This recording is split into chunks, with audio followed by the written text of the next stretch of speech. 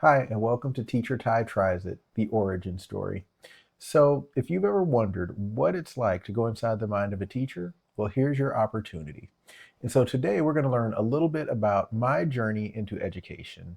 And every journey has an awesome companion, and I have mine with me here, my wife, Akita. And I thought it would be interesting to not only hear my perspective on my journey into education, but also hear her perspective on that journey because she had been there the whole time.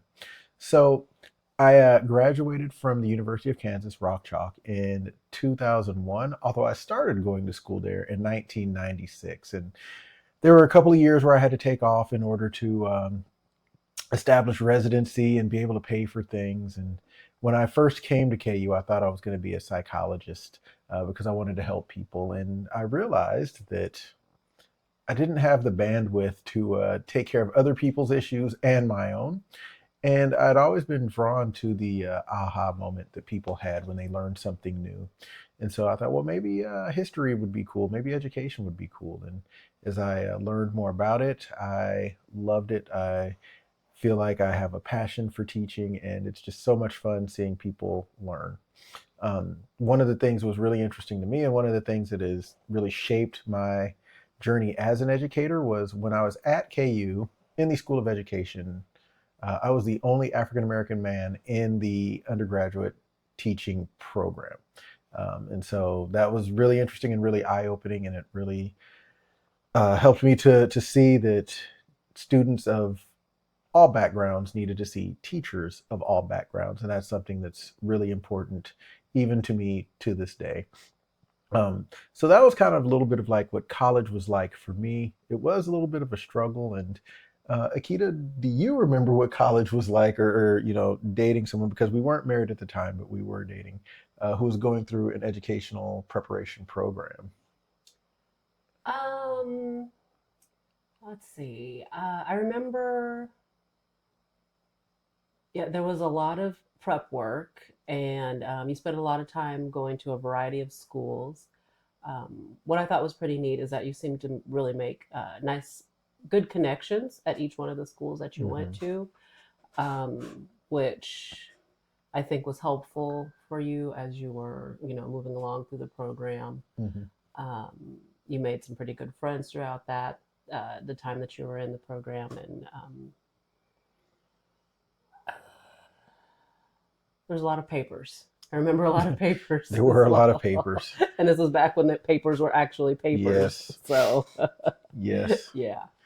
And so Akita actually graduated before I did with a degree in nursing in 2001. And so she beat me there by quite a little bit. But when I did finally graduate, KU had a 5-year program that they were piloting. And so I did a year of master's level work at Argentine Middle School while I was doing my internship. And that's actually where I had my first teaching job. It was a really neat job. I loved working in the district. It was a school that had a high population of students who were on free and reduced lunch, and it was a school where the population was, I want to say, 90% Hispanic. And so it was a really neat opportunity to see so many different cultures because so many people in the Midwest think that, oh, if you're Hispanic you're Mexican, but it was really fun to see students from all over Central and South America and how their cultures were so different and so diverse and so beautiful. So that was a really great time in my life. It was a really difficult time. And one of the things that I know Akita jokes about was um, grading time for kids papers on Hurricane Katrina. And it just seemed like those papers were just going on forever and ever and ever and ever. Yes. And I think that's one of the interesting things with education and teaching is when you're first starting out and trying to find your way, it seems like the paperwork, figuring everything out can be so overwhelming. One of the things that was really helpful at Argentine were not only the colleagues that I had and the friends that I made, but they were actually a school that did looping. And so after my first year, the second year, I still had the same students and I had to teach a new grade level. And that was a very interesting dynamic, being, having the same kids but teaching a new grade level every year. And it had the pluses of being able to kind of get to know the kids and the families. But one of the things that was really difficult was if you wanted to tweak something or change something, you had to keep that mental note for 3 years until you taught it again. Um, so that was really interesting in our lives personally at this time. Our son Isaiah, who you may remember from the introductory video, the one that was playing football, was born, and so being new parents um, and a new teacher was really interesting. And this is one of the reasons why I so appreciate Akita and all the spouses of teachers out there for all of the things that they do. But what do you remember about, that time, or Those just being, first years. yes, first Yeah, years and lots and lots of papers. Remember learning about, yeah, like you said, Hurricane Katrina, and there were felt like hundreds and hundreds of papers, and I was actually helping you grade a lot of those mhm, papers. We'd get through a stack and like, okay, we're good, and then a whole other stack would come out. So yeah, that was a lot. And then I think I had forgotten that you looped with the students. So mhm, especially those first few years, you were starting over every year for mhm, 3 years, and then 3 or 4, I don't know, mhm, because like you said, to remember what happened the first year and start back over, that was a lot. So just it took a lot of time. You were very busy with that, and then you also coached, mhm, and so you were busy a lot. And like you said, we had a little one at the time, and then another little mhm, one. And so um,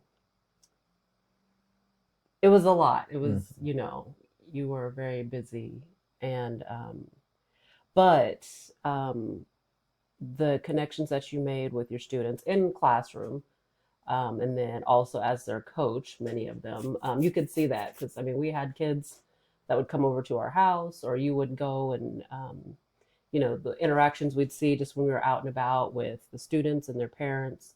Even those first few years, you could really see that you were making really mhm. good, deep connections with the students and their families. So Yeah. that was pretty neat to see Mhm. because I never talked to any of my teachers outside of school. So it was just crazy to me that kids actually did that Did that, yeah. and they liked it. I mean, they were excited to see you. They didn't run Mhm. away or whatever. Yes. And so after my time at Argentine, I was actually um, at a school called Renaissance Academy, which was a charter school in Independence, Missouri. And I was there for a little under a year as a ESL para, which was very interesting. And so I remember um, there were so many interesting things about that time, being at a school that was in the process of closing down, um, being a certified teacher who was fulfilling the role of a para, and being a certified teacher with some English as a second language credits. And so it was really interesting and just gave me a pretty good appreciation for some of the other work that goes in and some of the other people that make education happen who are not the primary educator. And I think that really changed the way that I looked at education and educating students, and just kind of realizing that no, it's not just the teacher. It really does take everyone to help students to learn. And kind of like Akita had said, by this time we had Melani. She was the one in the color guard outfit in that picture that you saw in our introductory video.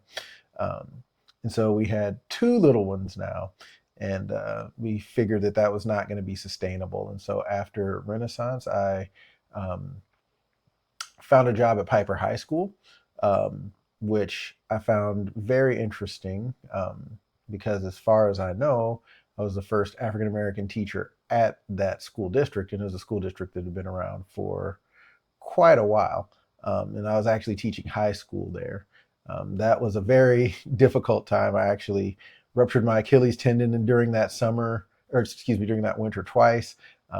And it was just a very difficult time. And I think part of the thing that made it difficult was kind of like I'd shared in our video today, or our discussion today. I'm a middle school teacher, and so teaching high school was just different for me, and it was not where my passion was. But that was a really good time. It was an interesting time. Like I said, being injured made it very difficult to try to focus on educating and teaching. And so, what do you remember about that time, other than having to shovel snow because I couldn't? It was one of the snowiest years ever. Yes. I also remember you were right. It was very difficult. And I know this is about teaching, but you also did not coach that year. That was the Hmm. first year that you hadn't done any kind of coaching. And I feel like that made a big impact on you as well. Not that it was different. It was high school, and Hmm. then like there were all kinds of things going on, and so it might have changed had you been there longer. But Hmm. I also think not being able to connect with students outside of the classroom impacted how you felt Hmm. about being there. Yeah. Yeah. Yeah. That being able to connect with students outside of class is so important. If there are any first or second year teachers that are watching this. Yeah. Uh, And you would do, I mean, I guess I don't want to say that you only connected with mhm. students through coaching because you were very much if there was a choir concert going, or you would go to some of the theater, the plays and things like that. So I Mhm. mean, you always did that sort of stuff, but I think, Mhm. so you would have extended contact with the students as a coach. Mhm. So. Yeah. And so after that year at Piper, I was hired on at Platte County School District, and that's where I've been ever since. I want to say this is my 12th or 13th year in that district, and it's been a good move for me and a good time here teaching middle school again.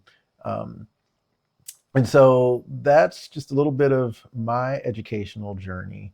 I do want to say something that is really kind of cool and interesting with Akita because when our kids were in elementary school, she actually was she helped in the school and would be kind of like a school mom. And so I remember her saying things like, everybody should work in a school for an extended amount of time, not just a day or two, just Hmm. just to see what it's like. And I'd like to think that experience kind of prompted her because last summer she finished a master's degree with a focus on nursing education. So I'm not the only educator that you see in this video now.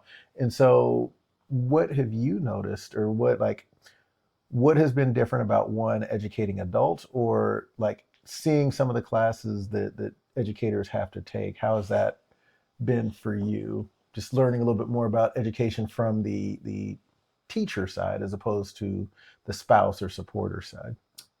Um, that's several questions. Hmm. Uh, You can just pick whichever one you want to so, answer. right. Well, I guess um, learning, I mean, I get, in nursing school, we learn nursing theory and, Hmm. I continued learning nursing theory, but, learning the educational theory um, really does make a difference, especially, educating adults versus educating children and just being in that role. Because I think a lot of people think about school as a student, they don't Hmm. think about it as the teacher and how there is reason behind why you're doing some things and why you might be like, well, why don't we just do it this way?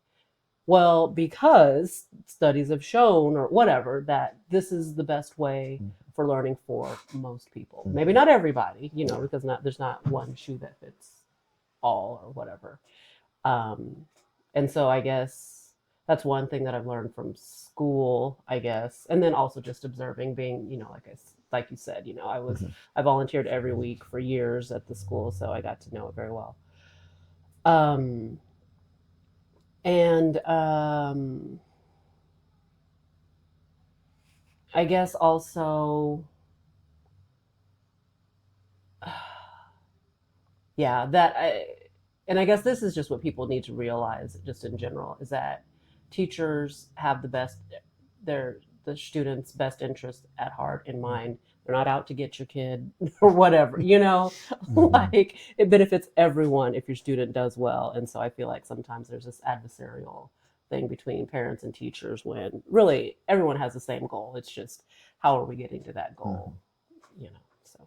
Well, cool. Thank you for your Yeah. time. And thank you for your time as Teacher Ty tries it all.